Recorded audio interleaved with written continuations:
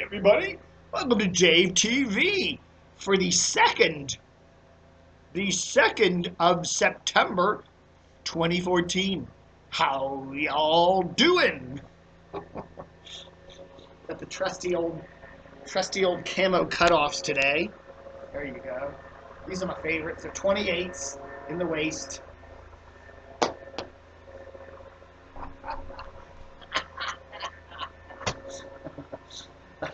Oh well, what the hell. So big news today. Couple interesting stories.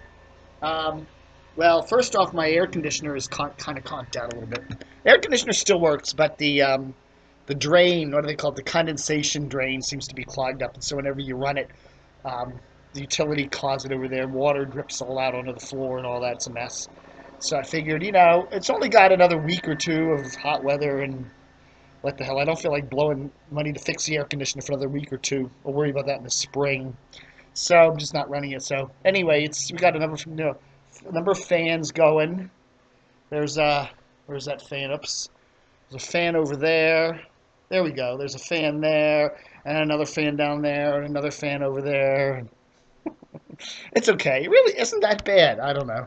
The older I get, the more I don't like air conditioning, to be honest with you.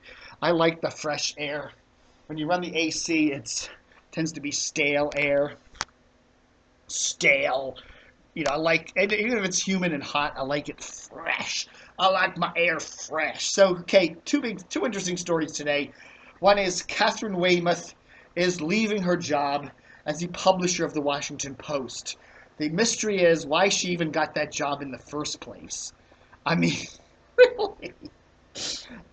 Because she's related to Katharine Graham. She's some niece or whatever, grandniece, I don't know, some niece of Katharine Graham, who's the grand dame of the Washington Post. So she's got the Graham blood in her veins, and that just means she knows newspapers. You've got the DNA of the Graham family in you, newspapers. So I guess that was the strategy there for hiring her. I don't know, the paper's just going down the tubes under her tutelage, or whatever you want to call it. Pardon me, you can hear that. There's the cutting crew out there. They decided to do their work today, just as I'm doing Dav TV. I don't know, she got paid a lot of money for, I don't know what she did. I don't know. She would, honestly, I probably am more about newspaper publishing than she is. just sitting here reading the paper every day. I have to say, just from since the Post got bought by Amazon's Jeff Bezos last year, they don't release any subscription information. They used to quarterly release the numbers, and they were always lower, at least with the print edition. They haven't released anything in a year, and I'm sure they're lower. Who knows how embarrassingly low they are? The paper looks bad. It's got big pictures in it. It's not a lot of copy. It's lame. It's really, I'm not saying it's all bad. The main A section, I think, still has some good journalism in it, but, the style section is looking stale and weak, and the paper's just looking bad, especially the print edition. The internet website, the website's okay, but, the Wall Street Journal, the New York Times, there's dozens of other news websites they're competing with. There's, I don't know. So anyhow, Fred Ryan's going to take her place. Now, Fred, you probably heard the name before. He used to be over at All Britain. Remember All Britain? They used to have Channel 7 and News Channel 8 and the Politico. And he was one of the big high-hatchers over there. So he's a former Reagan administration official who's going to go and become the Washington Post publisher. Ding-dong for that. I don't know. Good luck, Fred. You got your work cut out for you. What would I do? What would I do if I was the publisher? What pronouncements would I make? You know what I would do? I would radically redesign the print edition. I would maybe make it all tabloid. I really would. A big fat tabloid. Or maybe make it some sort of a combination of broadsheet news section with a tabloid insert that would have everything else. Metro style sports in the tabloid in the middle with a broadsheet news section. Or I'd make the whole thing a tabloid. But what I would get away from is having the physical sections. Having a physical style section and a physical sports section, something separate. And then you give you flexibility to make the sections as big or as little as they need to be, as regarding the news and all that, and the daily flow of stuff, and you don't have to worry about a 6-page sports section or a 7, 8 page style section and all that. And I would get rid of a lot of the fluff. I'd get rid of the TV listings. I'd get rid of the movie listings and anything unless it's paid. If you can somehow charge for movie listings, go ahead and do that. But if it's just listing stuff, I would get rid of all that. They've pretty much gotten rid of the stock stuff. People can get that elsewhere on the internet.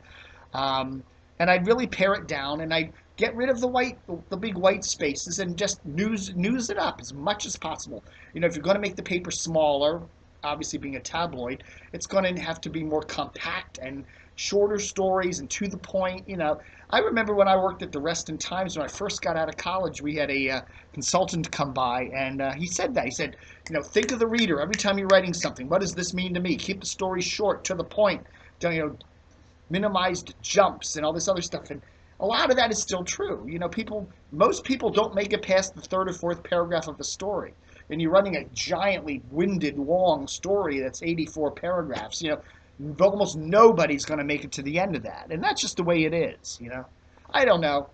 I would do some stuff like that.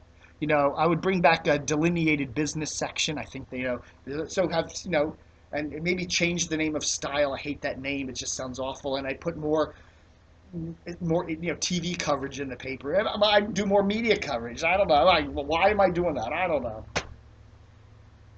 Whatever. Okay, so anyhow, Katharine Weymouth is gone.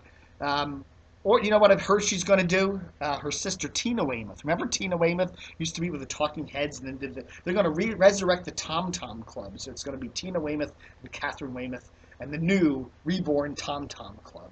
That kind of funky little band there from the 1980s and 90s. Watch it. Other interesting news. Don Geronimo, man. I don't know what to say. It was sad today. It was really sad. Don left CBS Radio back in February, okay? He was out in Sacramento for a while, then he came back. He didn't come back, but he was doing a show here on JFK from Sacramento. Didn't work out. So CBS said, Don, it's over, goodbye. Contract done with, excuse me.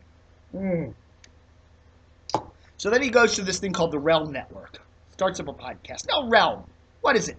Lowell Meisner, he's a Baltimore weather dude. It's Mark Ronick, who's a local radio guy. It's Buzz Burbank. Buzz worked with Don for many years. But, it's a small little organization, okay? It's not corporate central. So you're aligning with them, and there's advantages and disadvantages to that, Anyhow, I guess whatever happened over the last few months, it didn't work out, and Don gets on this new podcast for US Stream that he's doing today, and he basically says the whole thing was a giant screw-up, and he had legal problems and business problems with Realm, and blah, blah, blah, blah, blah. And then he went into this big, long spiel about Buzz Burbank, and how if it wasn't for Buzz and Buzz's recommendation that he would never have gotten involved with Realm and had this rather unpleasant experience, as he put it. And he really was... He basically really reamed poor Buzz Burbank. Now, Buzz has no talent. He's boring. He just really trashed him in just about every way he could today. And I'm like, oh my God, Buzz is a nice guy. I've met Buzz many times. We've had lunch together. Buzz idolizes Don Geronimo. He does. Idolizes the man. And then to have Don turn on him like that today for leading him into this questionable business thing and calling him Don actually said today, I'm taking back the Buzz Burbank name because you're no longer Buzz Burbank, you're now Mike Elston, which is his real name. But it's like, man, oh man, the show is sad. It was just sad. I'm sitting there going, oh, it's just sad, sad, sad, sad. And then as I predicted, from the realm of sad, we have Jack Diamond. What did I say? When he landed that Tijuana, San Diego gig a couple weeks ago, I said, this is going to last a couple of weeks. And guess what? It lasted a couple of weeks. Apparently, didn't work out. Who knew? A 60-year-old dude going to some morning show on a classic rocker, it was not going to work out. I don't know. An unknown in the market. Oh, yeah, well, he worked there 20, 30 years ago. It's like, Jeez, everybody remembers him. The hordes of listeners came back because he was working. You know, I don't know, man. It's been a great career for Don and for Jack, but you know, maybe it's time to kind of do something else. I don't know, maybe open a restaurant or Don's Look Around Cafe. I don't know. I don't know, man. It's sad. But anyhow, so Jack's coming back to Washington. Who's going to hire him? What rumors will he spread? Is Wash going to hire? I don't know. Whatever. Who knows? So that's the big news today. You know, DCR TV, we're hitting big 17th anniversary this month. 1997. 1997, September 97 is when I started DCR TV. That's right, 17 friggin' years. How did I ever know that to be here for 17 GD years? So send us $17. Why don't you? Wouldn't that be a good time to send us a few bucks? Send us $17. Maybe put a couple zeros by it. $1,700. Send it to me, Dave Hughes, 1981 B, Villa Ridge Drive, Reston, VA 20191. That address again, Dave Hughes, 1981 B, Villa Ridge Drive, Reston, VA 20191. Or PayPal it. Go to paypal.com, and when it says, who do you want to send this to, enter DCRTV at DCRTV.com, or you can enter DCRTV at hotmail.com. Either one. And whatever you want, $17, $1,700, $17 million. But for our 17th anniversary, thank you so much. And as Bill Lord would say, book 'em, Dano.